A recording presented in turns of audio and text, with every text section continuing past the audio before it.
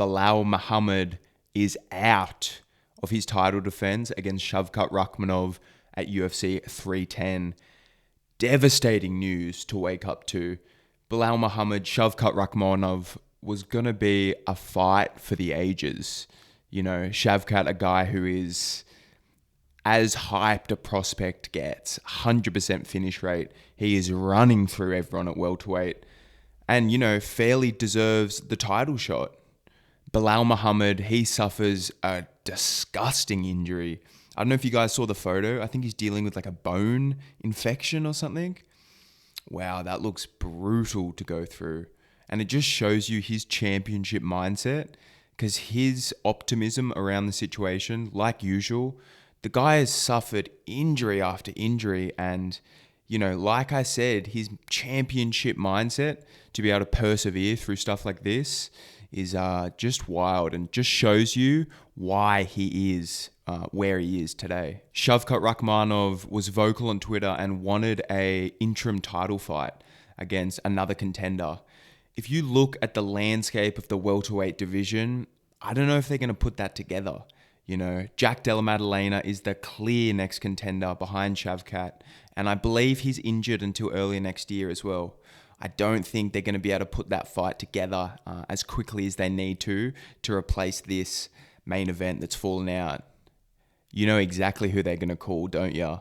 Poatan Alex Pereira. Will he save the day again? If Alex Pereira comes in and saves the day once again, makes it 4 for the year, he locks down fighter of the year, fighter of the fucking decade, man. Like, if Pereira can come in and save the day again against Magomed Ankalaev, dust him off as well, wow. What do you say about Pereira? Dana White was vocal about, you know, Pereira being that guy. When they need someone, they call him up, and they need someone. Belal Muhammad, Shavkat Rakhmanov is off. I doubt they're going to keep Shavkat on the card. It makes sense to just rebook that fight at a later date, and they need a big main event. If you can get Pereira in there versus Ankalaev, problem solved. You know Pereira's down. The big hurdle there is going to be Magomed Ankalaev turning around so quickly. But it's a title shot, you know. He would be silly not to accept it. In terms of the original fight falling off, I think it would be good to be rebooked. This is a fight that needs to happen. Stylistically, it's a really, really good test for Shavkat Rakhmanov. We saw Chimaev, another guy who is a young, hungry, undefeated prospect who got tested against Bobby Knuckles and passed with flying colours.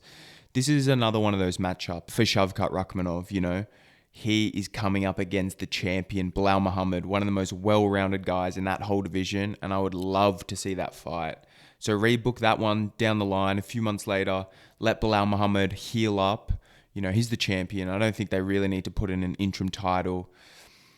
He just became the champion, and the guy is very active. He's a major yes man for the UFC, you know. He's going to fight when the UFC tell him to, unless there's a crazy scenario like this. So heal up Belal Muhammad. Let's rebook that fight. I'm really looking forward to seeing that one take place down the line. If they can't get Alex Pereira, who else is it going to be? Could they put Dricus and Sean Strickland in that spot? That's interesting as well. That fight could go there.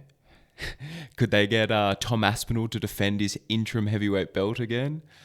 Oh my God. I think it's obvious who they're going to call. And I think it's obvious the matchup that should be there. UFC 310. Call up Poatan. You know he's going to be there. And this fight has needed to happen for a long time. Alex Pereira coming up against Magomed Ankalaev, you know, who's quite a decorated wrestler. Yes, he's not necessarily using that so much, but he has the skills in that department, and that has been the question for Pereira. We need to see him against a wrestler, you know. We know his greatness on the feet, but he's a little bit untested in the grappling department. So will Ankalaev even shoot in that fight? That's the question. He's been talking a lot, you know, about wanting to strike with Alex Pereira, and if he does, he's going to get smoked and cleaned up on the feet. He needs to put his wrestling boots on in that matchup. And here's another thing. If they make that fight at UFC 310, on short notice, you know Pereira's good on short notice. The guy perseveres through injuries, illness, and always gets to the fight. Doesn't matter how many days, how many weeks out, he's always going to put on a really good performance. Ankalaev, we haven't really seen him in that spot.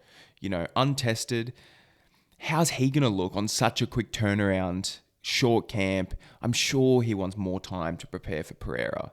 He's probably had in the back of his mind that he's going to be fighting Alex Pereira for a long time. So you can assume his preparation has had Pereira in mind in some aspect. But a short camp is a short camp. He did just have a fight, didn't take too much damage, and he's probably still in pretty good nick. Those things are all going to help him going into such a big spot. UFC 310 main event, that's if they can make this fight. If they can't make that fight, what other options are you really left with?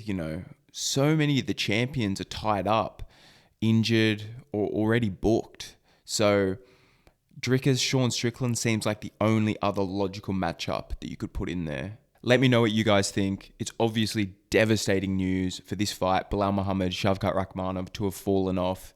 I'm sure all of you guys were really looking forward to that one, just like me. And let me know, who is going to fill that 310 main event? Is it Pereira?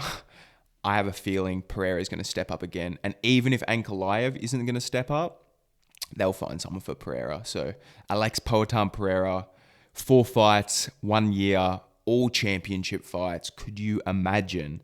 That is one of the craziest years for a fighter to have in the whole history of mixed martial arts. Sign me up. Thank you guys so much for tuning in. If you could like, comment, and subscribe, I would really, really appreciate that. And we will chat soon.